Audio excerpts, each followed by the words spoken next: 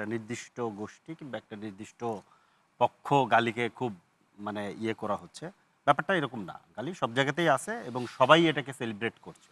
ধরেন মনি আপা খুব চমৎকারভাবে প্রধানমন্ত্রীর উদাহরণ টানলেন।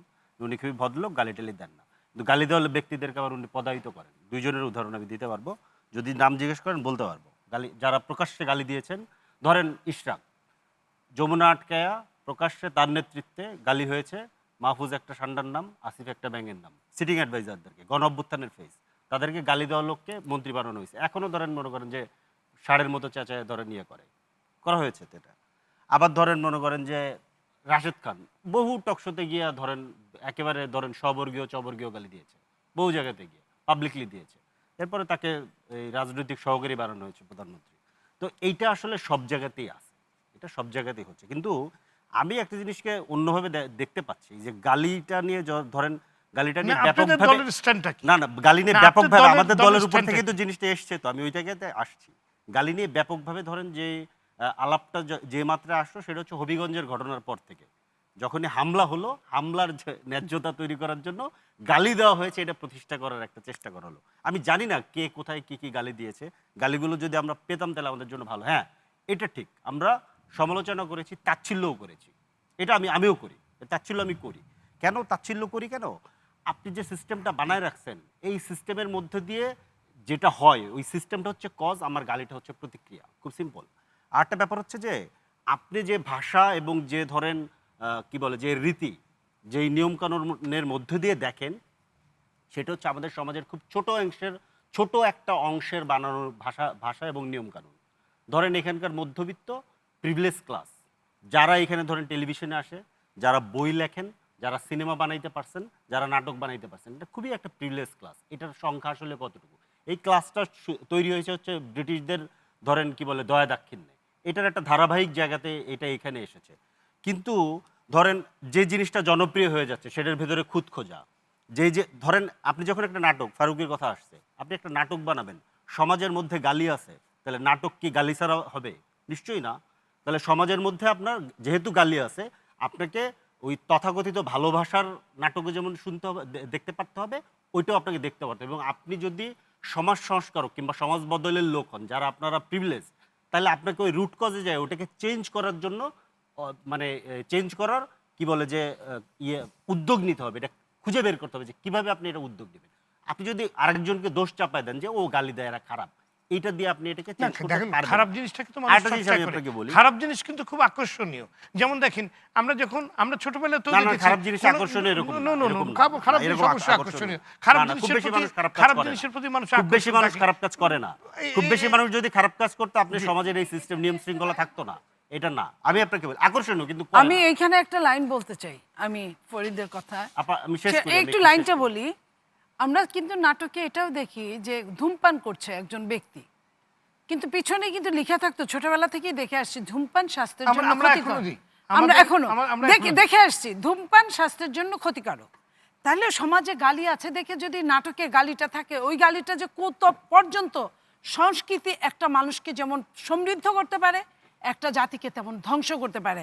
তাহলে ওই জায়গায় নাটকে গালিটাকে কে ইজি করে দিল? সংস্কৃতি আবার সৃজনশীলতাকে আপনি এভাবে আটকাতে পারবেন না। সৃজনশীলতাকে গালি দিয়ে কি সৃজনশীলতা এটা বলে? ব্যাকফায়ার করবে। এটা নিয়ে ধরেন আলাদা দীর্ঘ আলোচনা করতে হবে। আরেকটা জিনিস উনি চমৎকার বলছেন যে এই গালির ভাষা আমদানি করা হয়েছে। আসলে ভাষা আমদানি করা হয়নি, ভাষাটা এখানে ছিল। বরঞ্চ যে আমদানি করা ভাষায় এইখানে নাটক সিনেমা হয়, সেটার কিংবা ধরেন সাহিত্য হয়, সেটাকে যারা ভাঙতে গেছে, ভেঙে একটা নতুন ভাষারীতি তৈরি করতে গেছে, তারা প্রবল প্রতিরোধের মুখে পড়ছে। যার একটা চরম উদাহরণ হচ্ছে হুমায়ুন আহমেদ। হুমায়ুন আহমেদের কি বলে যে সাহিত্যকে বলা হয়েছে এখানে বাজারি সাহিত্য। হুমায়ুন আহমেদ যেহেতু অনেক জনপ্রিয়, তথাকথিত ধরেন এখানকার যারা খুবই সুশীল ভাষায় ভালোভাবে যারা এখানে সাহিত্য করেন, যারা কলকাতার ভাষায় যারা সাহিত্য করেন, তারা যেহেতু ওই মাত্রার জনপ্রিয় হতে পারেন নাই, ওনাদের গায়ে লেগেছে এটা। এই ঘটনা কিন্তু এখানে ঘটেছে। তো এইটা আপনি প্যারামিটারটা ঠিক করতেছেন কোত্থেকে? এইটা হচ্ছে খুব গুরুত্বপূর্ণ। আপনি কোথায় বসে এই প্যারামিটারটা ঠিক করতেছেন? এই প্যারামিটারটা ঠিক করার অথরিটি আপনি কোথায় পাচ্ছেন?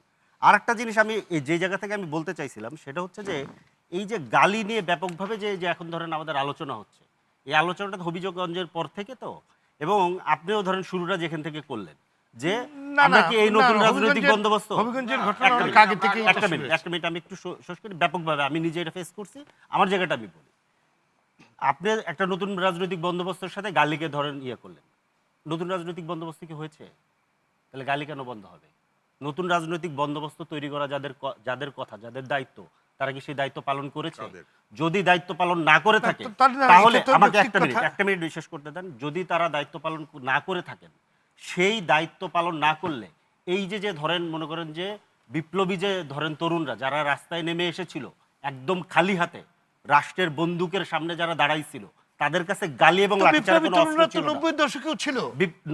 90 দশকের সাথে কি আপনি এটাকে মিলাবেন 90 সাথে আপনি এটাকে মিলাবেন রিয়েলি মিলাবেন আমাদেরকে এটা মিলাইতে পারেন বিপ্লব তো ছিল। ভাই আপনি বয়সে বড় হইতে পারেন না, না, কিন্তু না, আমরা বিপ্লব দুনিয়া তো দেখছি ছিল না, ঠিক আছে, আমরা আপনি- পড়াশোনা আপনি করছি আপনারটাই জাহির আমরা করেন না, পড়াশোনা আপনি করছি আপনারটাই জাহির করেন আপনি না। এটার সাথে না এটার সাথে এটা আপনি শুনুন, মিলাতে পারবেন বিপ্লব না কিন্তু যুগে যুগে হয়েছে। আপনি 20 দিনে 1400 মানুষকে মেরে ফেলছে এটা 90 তে ঘটেছে সেটা আপনি না, কি ট্রমার সেটা মধ্যে না, দিয়ে এরা এসেছে আপনি এটা বুঝতে পারেন সেটা না না, সেটা না না হলেও- এটাকে জেনারেলাইজ করেন না এটাকে জেনারেলাইজ করেন না এটাকে জেনারেলাইজ করেন না অনুরোধ করি না, না, কিন্তু এটা তাই বলে কি- কষ্টটা বোঝার চেষ্টা করেন এদের উপরে দায় দিয়ে এই যে ধরেন যারা রাস্তায় এসেছিল তাদের উপরে দায় দিয়ে তাদেরকে ছোট করে তাদেরকে অপরাধী বানিয়ে এক ধরনের কি বলে সোশ্যাল গিল্ট ফিলিং তৈরি করে আপনি এখান থেকে বেরোতে পারবেন না বেরোতে গেলে আপনাকে দরদ নিয়ে আন্তরিকতা নিয়ে তাদের কাছে যেতে হবে বুঝতে পারতে হবে আপনি যদি এখানে এসে একটা সোশ্যাল সামাজিক মুরব্বী সাজেন যে ওরা গালি দিচ্ছে ওরা করতেছে এটা দিয়ে বেরোতে পারবেন না বেরোতে গেলে আপনাকে অন্য জায়গা থেকে যেতে হবে আপনি ধরেন এইখানে এই যে ভাই বললেন যে হত্যাযোগ্য আপনি এইখানে রাজাকার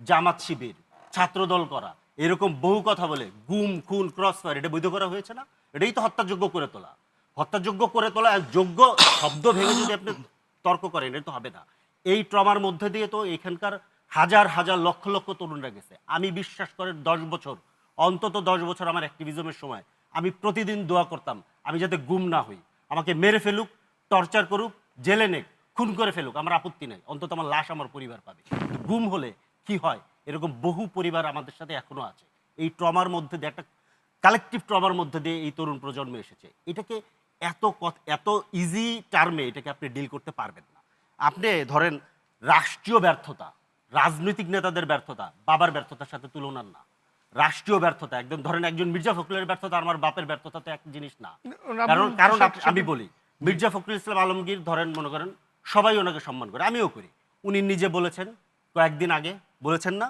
যে কোনো কিছুই বদল হয়নি সব আগের মতোই আছে তাহলে আমার বয়সের থেকে ওনার রাজনীতির বয়স বেশি উনি এটা বোঝেন না এটা আমি কোনোভাবে বিশ্বাস করি আমাদের না হাতে- আমি উনি কোনোভাবে বিশ্বাস করি না যে কাঁঠাল দিয়ে আম সত্য হয় না আমাদের আপনি হাতে রাখবেন একটা একেবারেই করাপ্টেড সময় নেই। সিস্টেম জি, চাইবেন আপনি আব্দুল মুক্তার ঘুষ সাথে দুর্নীতি যোগ ছাড়া করতে লোক যাচ্ছেন। এটা তো হবে আমাদের না হাতে একদম সময় নেই।